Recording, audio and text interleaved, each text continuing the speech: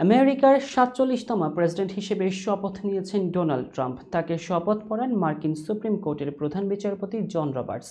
এর মাধ্যমে এক মেয়াদ বিরতিতে দ্বিতীয়বারের মতো আমেরিকার প্রেসিডেন্ট হলেন ডোনাল্ড ট্রাম্প। সোমবার ক্যাপিটাল হিলের রোটান্ডা কক্ষে আয়োজিত শপথ অনুষ্ঠানের মঞ্চে ট্রাম্পের সঙ্গে ছিলেন ভাইস প্রেসিডেন্ট জেডি ভ্যান্স। প্রথমে আগে ভাইস প্রেসিডেন্ট হিসেবে শপথ নেন জেডি ভ্যান্স, এরপর শপথ হয় ট্রাম্পের। সাবেক মার্কিন প্রেসিডেন্ট এবং ফার্স্ট লেডিরা এই শপথ অনুষ্ঠানে উপস্থিত ছিলেন। এর আগে স্ত্রী মেলানিয়া ট্রাম্পের সঙ্গে হোয়াইট হাউসে যান ট্রাম্প। সেখানে তাকে স্বাগত জানান বিদায়ী প্রেসিডেন্ট জো বাইডেন ও তার স্ত্রী জিল বাইডেন। আমেরিকার ৪৭তম প্রেসিডেন্ট হিসেবে শপথ নেওয়ার অভিষেক ভাষণে ডোনাল্ড ট্রাম্প বলেছেন, এই মুহূর্ত থেকে আমেরিকার স্বর্ণযুগ শুরু হচ্ছে। নিজের রাজনৈতিক প্রত্যাবর্তনের প্রসঙ্গ টেনে ডোনাল্ড ট্রাম্প বলেন, আমি এটার প্রমাণ হিসেবে আপনাদের সামনে দাঁড়িয়েছি যে অসম্ভব বলে কিছু বিশ্বাস করা কখনো উচিতই নয়। অসম্ভবকে সম্ভব করাটাই আমরা আমেরিকায় সবচেয়ে ভালো পারি।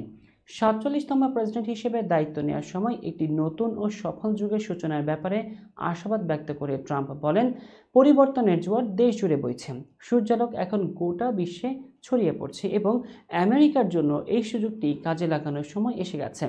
জনগণকে তাদের বিশ্বাস, তাদের সম্পদ, তাদের গণতন্ত্র এবং স্বাধীনতা ফিরিয়ে দেওয়া হবে বলে ভাষণে বলেছেন ডোনাল্ড ট্রাম্প। দ্বিতীয়বারের মতো প্রেসিডেন্ট হিসেবে ট্রাম্প বলেন, এই মুহূর্ত থেকে আমেরিকার পতন শেষ।